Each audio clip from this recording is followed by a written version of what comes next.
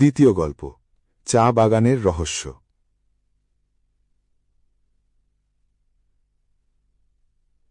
১। শীতের ছুটি পরিকল্পনা।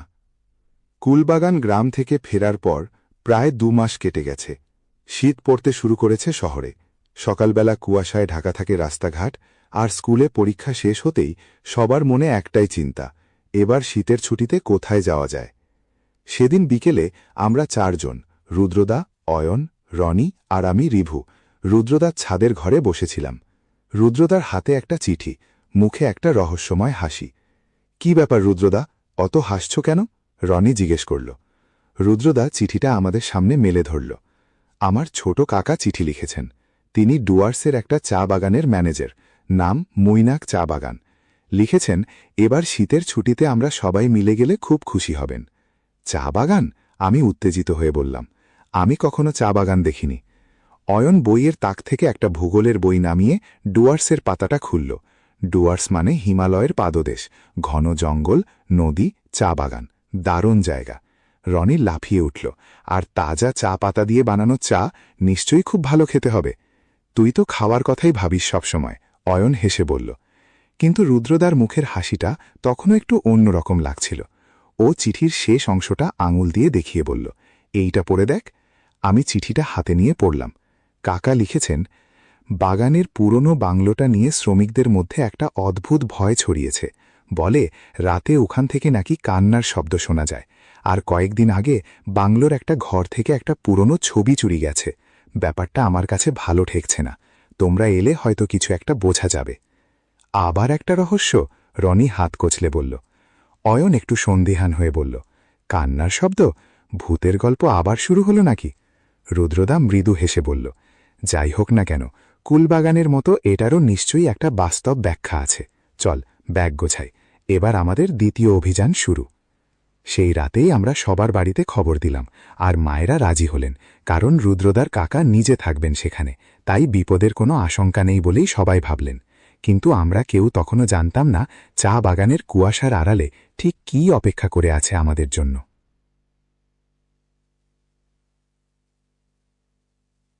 ২. উত্তরবঙ্গের ক্ষীণ যাত্রা।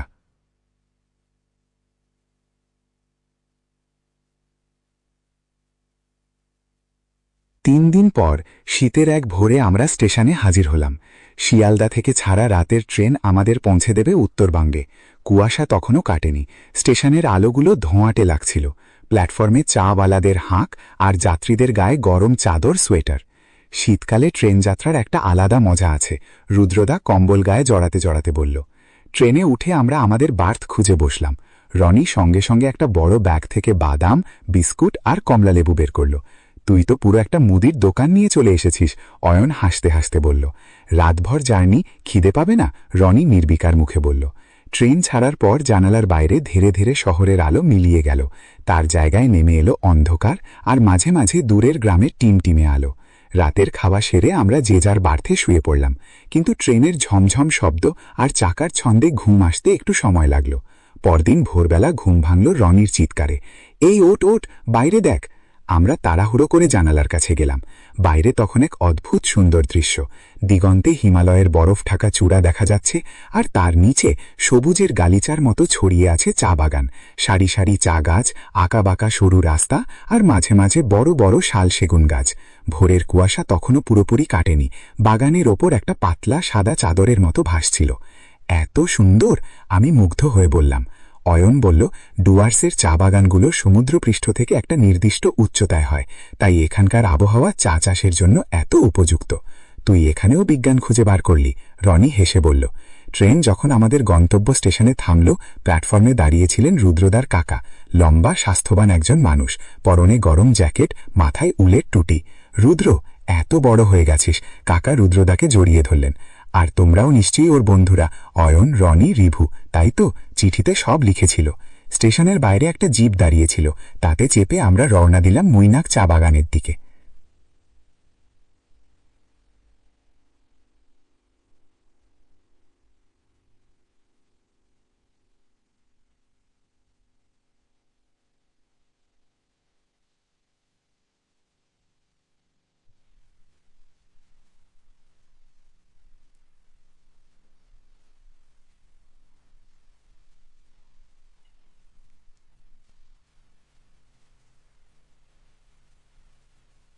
3 মৈনাক চা বাগানের পথে।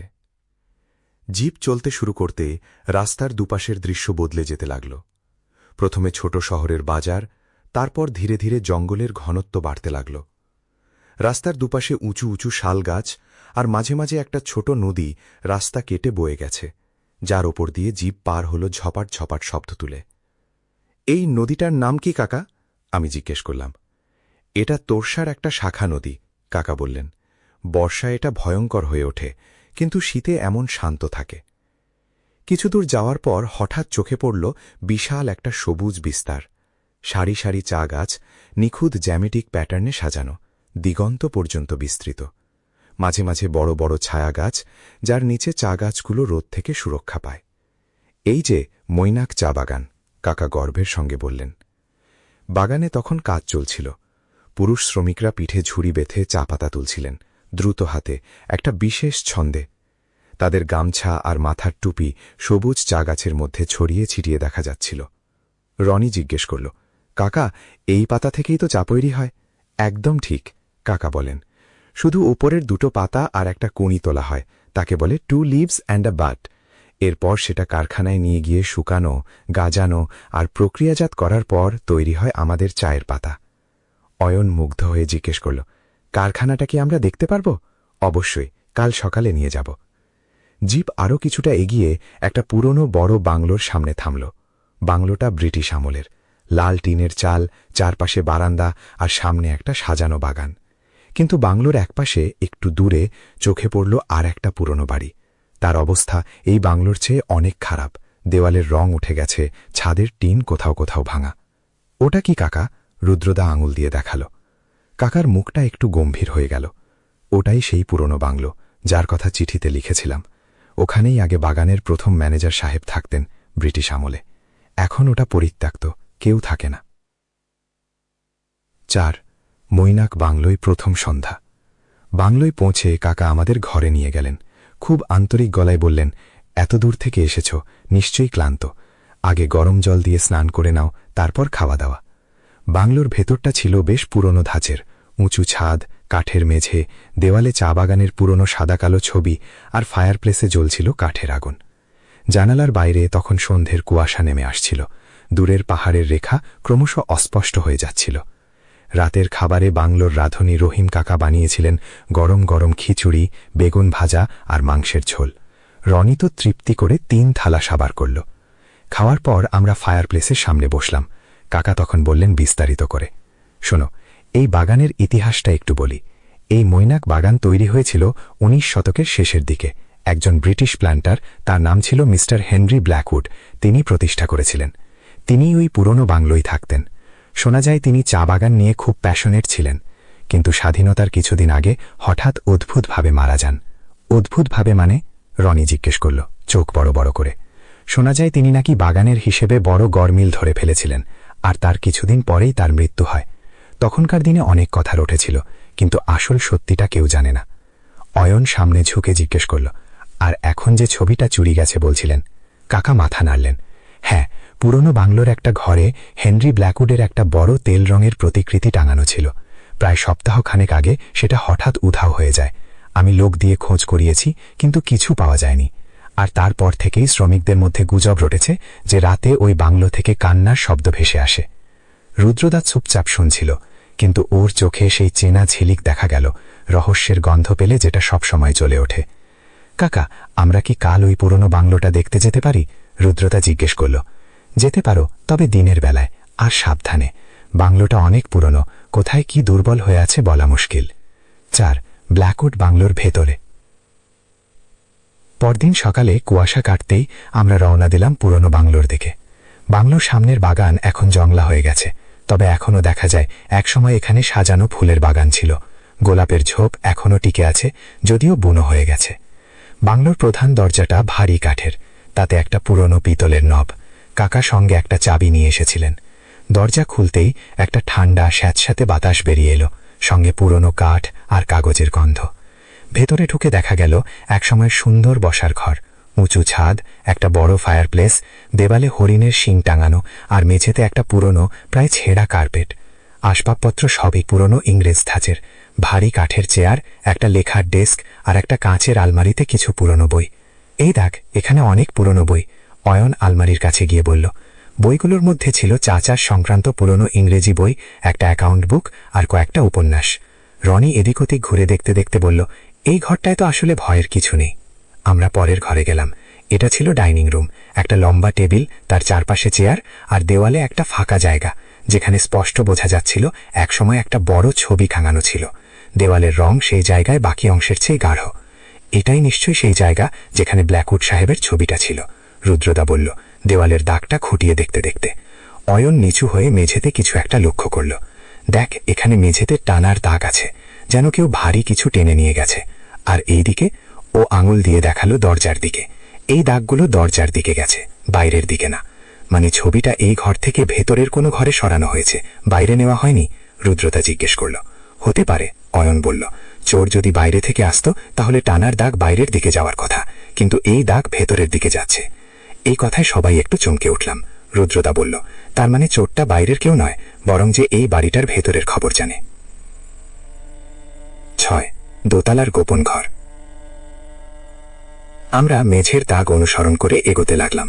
দাগগুলো একটা করিডোর ধরে গিয়ে থেমে গেল একটা সিঁড়ির সামনে, যেটা দোতলায় উঠে গেছে। সিঁড়িটা কাঠের, প্রতিটা ধাপে চাপ পড়লেই কাঁচ কাঁচ শব্দ হচ্ছিল। দোতলায় উঠে দেখা গেল একটা লম্বা করিডোর, দুপাশে কয়েকটা ঘর।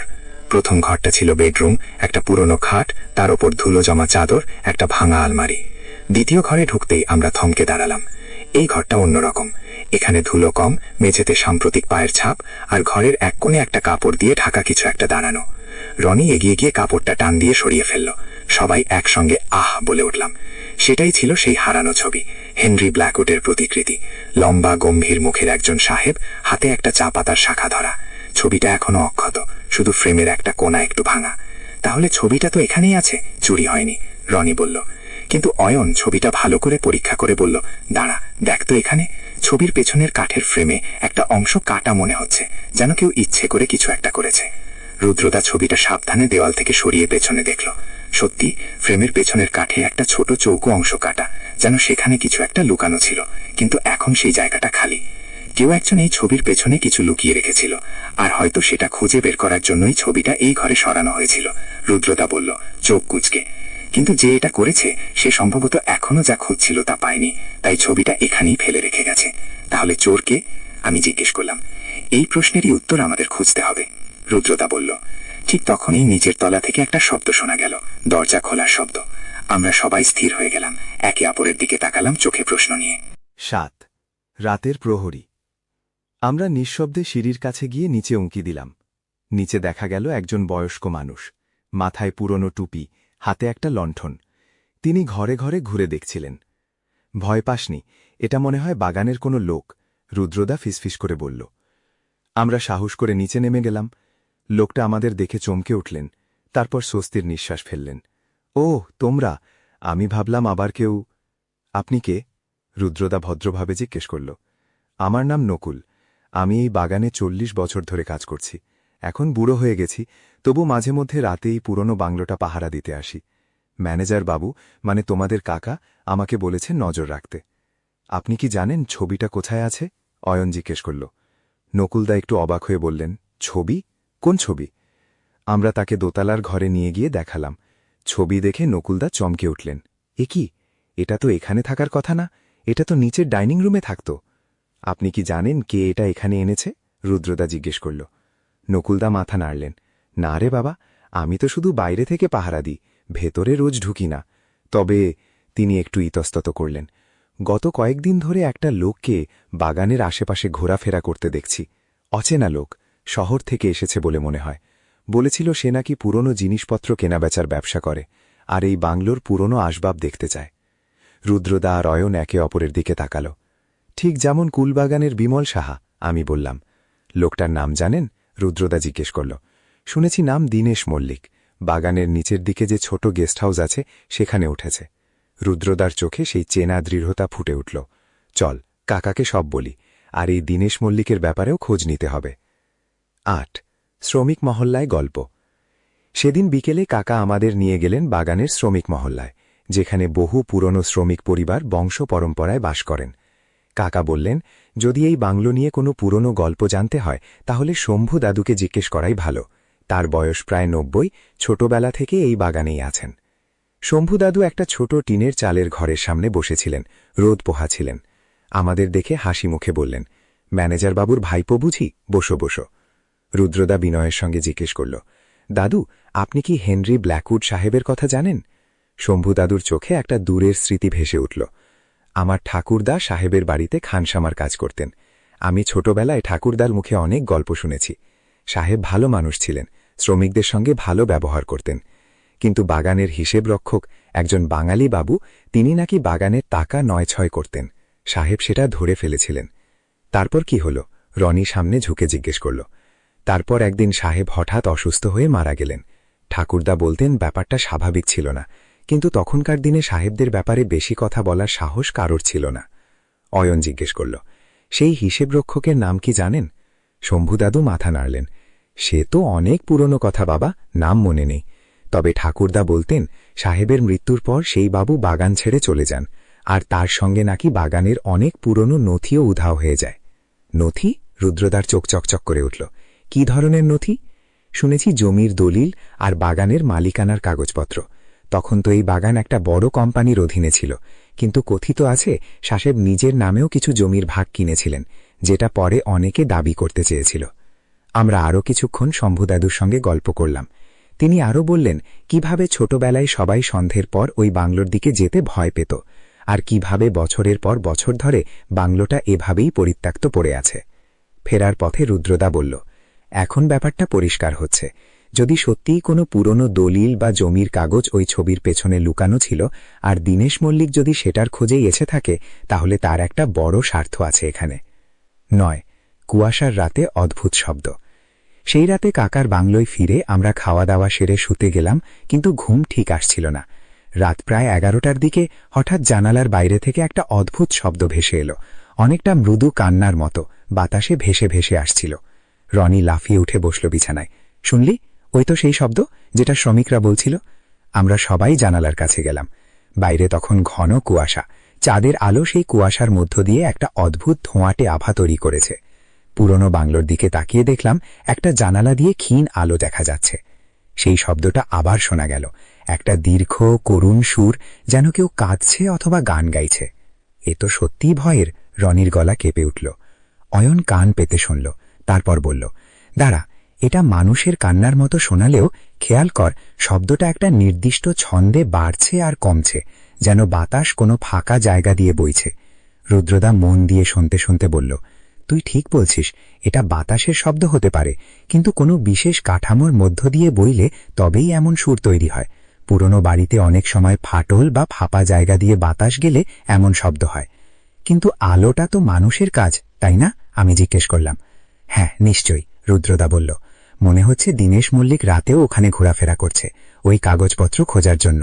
আর বাতাসের শব্দটা তার কাজে সুবিধাই করে দিচ্ছে, কারণ লোকে ভয়ে ওদিকে যায় না। কাকা তখন আমাদের ঘরের বাইরে দিয়ে যাচ্ছিলেন, শব্দ শুনে থেমে গেলেন। তোমরাও শুনতে পাচ্ছ? এই জন্যই তো শ্রমিকরা এত ভয় পায়। রুদ্রদা কাকাকে বলল, কাকা, কাল সকালে আমরা আর একবার ভালো করে বাংলোটা খুঁজে দেখতে চাই।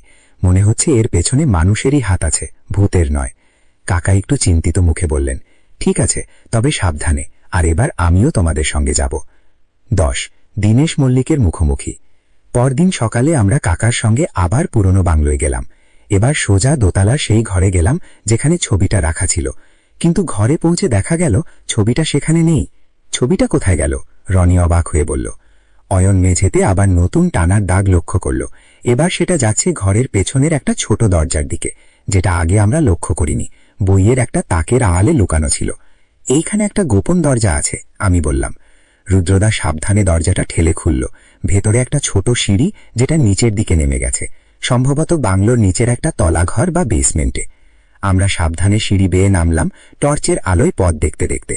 নিচে পৌঁছে দেখা গেল একটা ছোট ঘর, একসময় হয়তো মদের ভাণ্ডার বা স্টোর রুম হিসেবে ব্যবহৃত হতো। ঘরের মাঝখানে দাঁড়িয়েছিলেন একজন লোক, তার সামনে সেই ছবিটা মাটিতে রাখা, আর হাতে একটা ছুরি দিয়ে ফ্রেমের কাঠ খুঁড়ছিল। লোকটা আমাদের পায়ের শব্দ শুনে ঘুরে তাকালো। মাঝবয়সী, চোখে চশমা, পরনে শহরী পোশাক। আপনিই তাহলে দীনেশ মল্লিক? রুদ্রদা শান্ত কিন্তু দৃঢ় গলায় বলল। লোকটা চমকে উঠে ছুরিটা লুকানোর চেষ্টা করল। তোমরা তোমরা এখানে কি করছো? কাকা এগিয়ে এসে কড়া গলায় বললেন, এটা আমার প্রশ্ন হওয়া উচিত। আপনি কে, আর এখানে কি করছেন? দীনেশ মল্লিক প্রথমে কিছু বলতে চাইলেন না, কিন্তু কাকার কড়া চাহনি দেখে শেষে বললেন, আমি একজন ইতিহাস গবেষক। এই বাগানের পুরনো ইতিহাস নিয়ে কাজ করছি। তাহলে ছবিটা চুরি করে এই গোপন ঘরে এনে ফ্রেম কেটে দেখছেন কেন? অয়ন সরাসরি জিজ্ঞেস করল। লোকটা থতমত খেয়ে গেলেন। রুদ্রদা তখন বলল, আমরা জানি হেনরি ব্ল্যাকউড সাহেবের আমলে একজন হিসেবরক্ষক বাগানের টাকা আর নথি নিয়ে পালিয়ে গিয়েছিলেন। আপনি কি তারই বংশধর, আর ওই কাগজপত্র খুঁজছেন যাতে জমির দাবি করতে পারেন? দীনেশ মল্লিকের মুখ ফ্যাকাশে হয়ে গেল। 11 সত্যের মুখোমুখি। কিছুক্ষণ চুপ থেকে দীনেশ মল্লিক দীর্ঘশ্বাস ফেলে বললেন, তোমরা ঠিকই ধরেছ। আমার প্রপিতামহ এই বাগানে হিসেবরক্ষক ছিলেন। পারিবারিক গল্পে শুনেছি তিনি আসলে কোনো টাকা চুরি করেননি, বরং সাহিব নিজেই তাকে একটা জমির দলিল দিয়েছিলেন বিশ্বাসের নিদর্শন হিসেবে। কিন্তু সাহেবের আকস্মিক মৃত্যুর পর সবাই আমার প্রপিতামহকেই দোষী ভেবেছিল, তাই তিনি ভয়ে পালিয়ে যান। তাহলে আপনি এখন সেই দলিল খুঁজছেন? রুদ্রদা জিজ্ঞেস করল। হ্যাঁ, পারিবারিক পুরনো চিঠিতে লেখা ছিল সাহেব তাকে বলেছিলেন দলিলটা তার নিজের প্রতিকৃতির ফ্রেমের পেছনে লুকিয়ে রাখা আছে, যদি কখনো দরকার হয়। কিন্তু আমার প্রপিতামহ তখন এত ভয় পেয়েছিলেন যে সেটা নিতে সাহস পাননি, পালিয়ে যান। বংশপরম্পরায় এই গল্প চলে এসেছে, আর আমি ঠিক করেছিলাম নিজে এসে সত্যিটা জানব।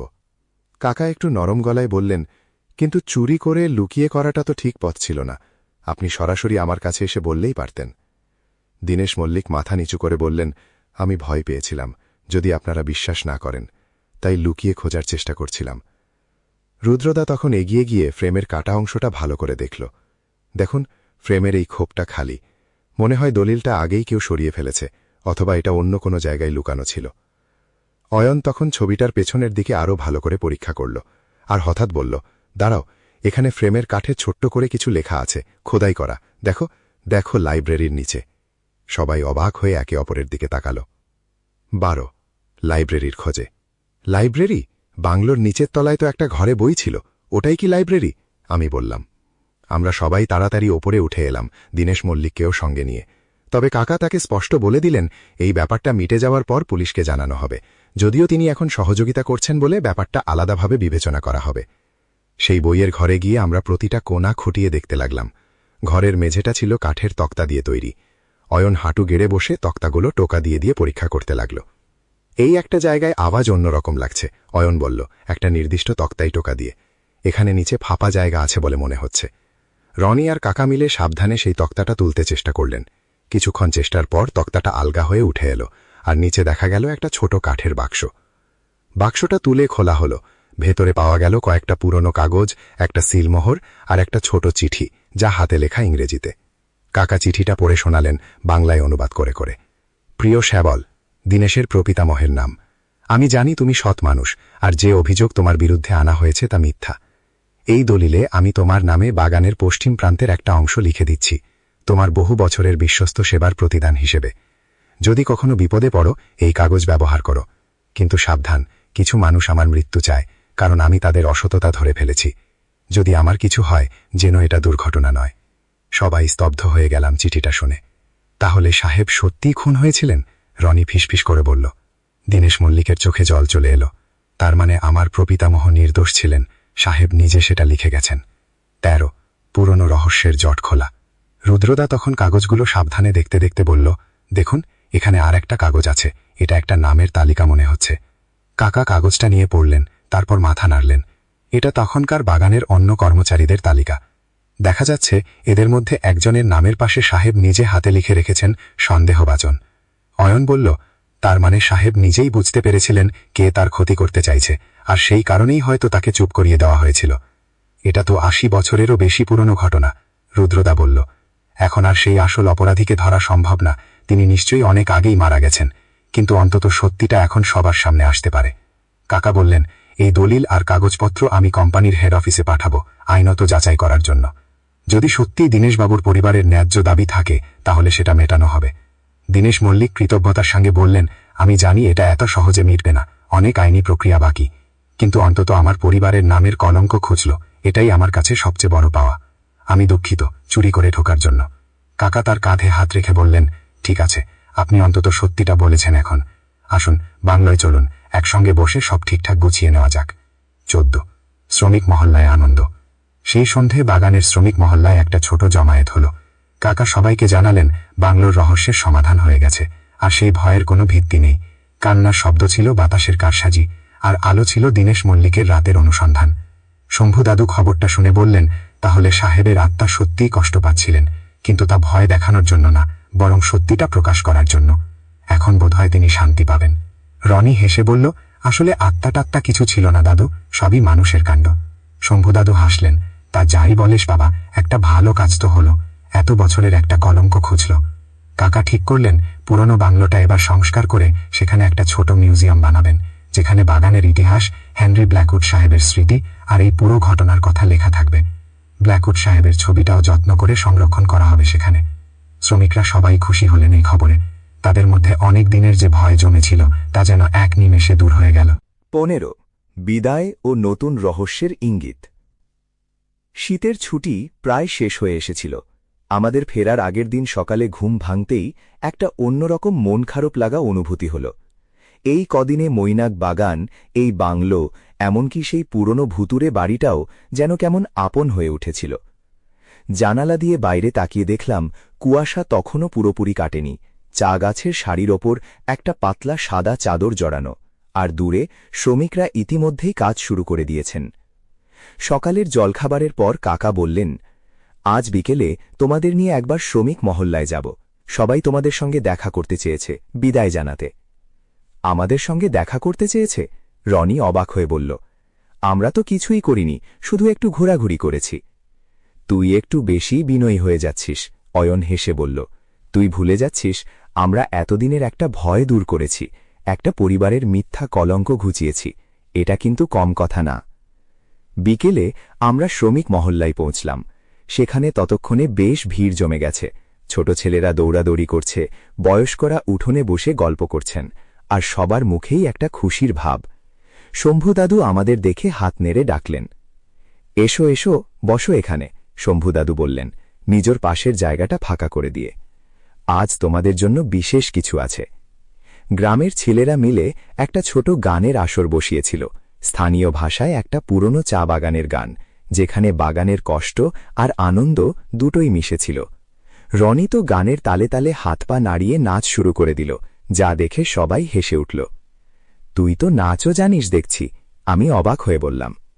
রহস্য সমাধান করলে একটু নাচ তো করতেই হয়, রনি হাসতে হাসতে বলল।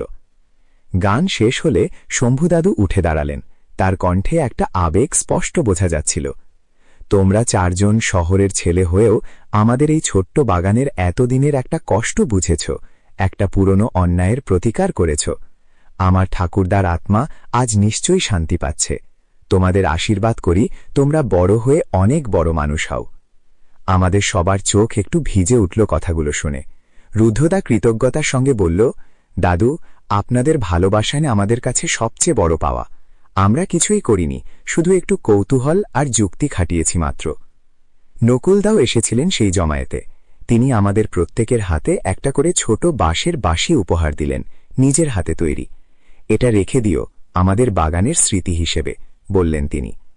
ফেরার পথে আমরা দেখলাম দীনেশ মল্লিকও দাঁড়িয়েছিলেন একপাশে, একটু দূরে, যেন সাহস করে সবার সামনে আসতে পারছেন না। রুদ্রদা এগিয়ে গিয়ে তার সঙ্গে হাত মেলাল। আপনার পরিবারের ব্যাপারটা নিশ্চয়ই ঠিকভাবে মিটবে, দেখবেন। আইনি প্রক্রিয়ায় একটু সময় লাগে, কিন্তু সত্যিটা তো এখন সবাই জানে। দীনেশবাবু কৃতজ্ঞতার সঙ্গে মাথা নেড়ে বললেন, তোমাদের এই সাহায্য আমি কোনোদিন ভুলব না। তোমরা না থাকলে আমার প্রপিতামহের নামের এই কলঙ্ক কোনোদিন ঘুচত না।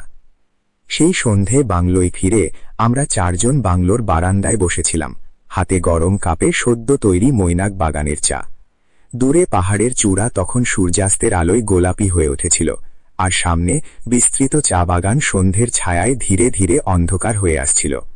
বাতাসে একটা হালকা ঠান্ডা ভাব, আর দূরে কোথাও থেকে ভেসে আসছিল সন্ধে দ্বীপের ঘণ্টাধ্বনি। রনি চায়ে চুমুক দিয়ে বলল, এই চাটা কিন্তু সত্যিই দারুণ। এবারের অভিযানের সবচেয়ে ভালো জিনিস মনে হয় এই চাই। তোর কাছে সবকিছুর মূল্যায়ন খাবার দিয়েই হয়, অয়ন হেসে বলল। কিন্তু সত্যি বলতে, আমি বললাম, এবারের রহস্যটা কুলবাগানের চেয়ে অনেক জটিল ছিল। কতগুলো স্তর পেরিয়ে তবে আসল সত্যিটা বেরোলো। প্রথমে ভাবলাম ভূতের কান্না, তারপর মনে হলো চোর, তারপর দেখলাম আসলে একটা পুরনো অন্যায়ের গল্প। অয়ন মাথা নেড়ে বলল, ঠিক বলেছিস, এই জন্যই তো বলি তাড়াহুড়ো করে সিদ্ধান্তে আসা উচিত না।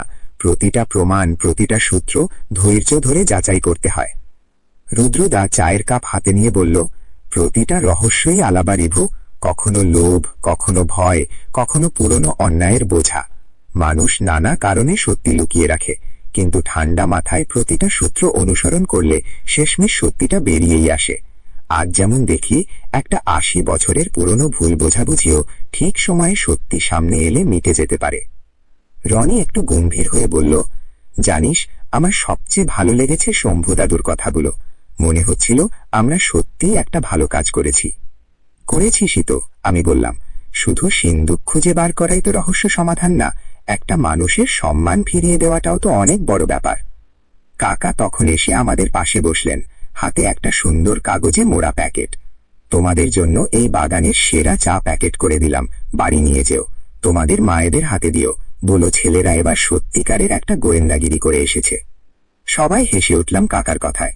কাকা আরো বললেন, আর সামনের বার আবার এসো, ততদিনে মিউজিয়ামটাও তৈরি হয়ে যাবে, আর তোমাদের নামেই একটা ফলক বসাবো সেখানে, লিখে দেব যাদের বুদ্ধি আর সাহসে এই রহস্যের সমাধান হয়েছিল। সত্যিই কাকা? রনি উত্তেজিত হয়ে বলল, তাহলে তো আবার আসতেই হবে।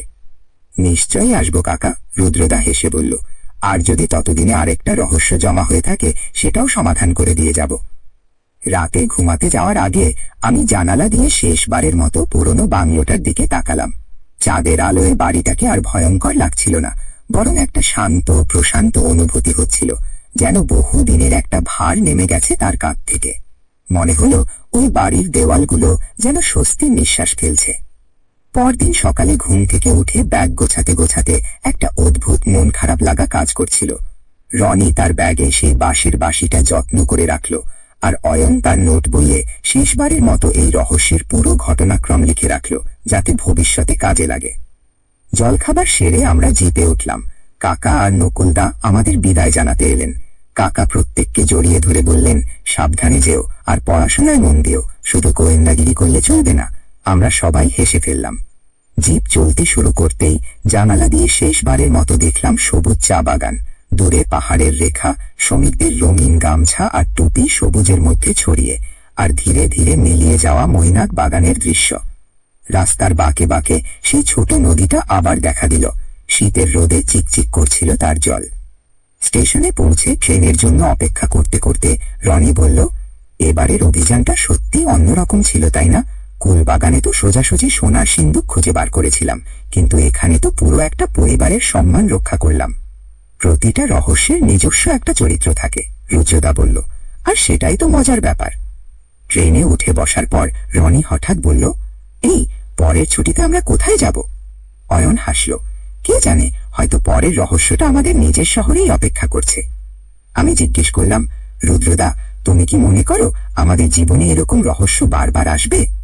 রুদ্রদা জানালার বাইরে তাকিয়ে মৃদু হেসে বলল, রহস্য তো সবসময়ই আশেপাশে থাকে রিভু, অয়ন, রনি, শুধু চোখ খোলা রাখতে হয়, আর মন থেকে ভয়টা সরিয়ে যুক্তি দিয়ে ভাবতে হয়।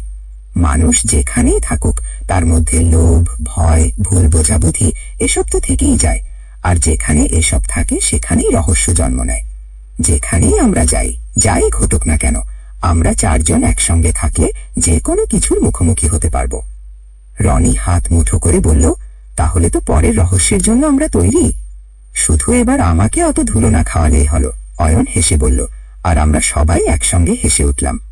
ট্রেন ধীরে ধীরে গতি বাড়ালো, ডুয়ার্সের পাহাড় আর চা বাগান ক্রমশ পেছনে সরে যেতে লাগলো। জানালার বাইরে শেষবারের মতো দেখা গেল বরফ ঢাকা হিমালয়ের চূড়া, যা এখন সোনালি সকালের আলোয় ঝলমল করছিল। আমরা চারজন জানতাম না ঠিক কোন নতুন রহস্য আমাদের জন্য অপেক্ষা করছে, কিন্তু বুকের ভেতর একটা উত্তেজনা ছিল, পরবর্তী অভিযানের অপেক্ষায়। সমাপ্ত।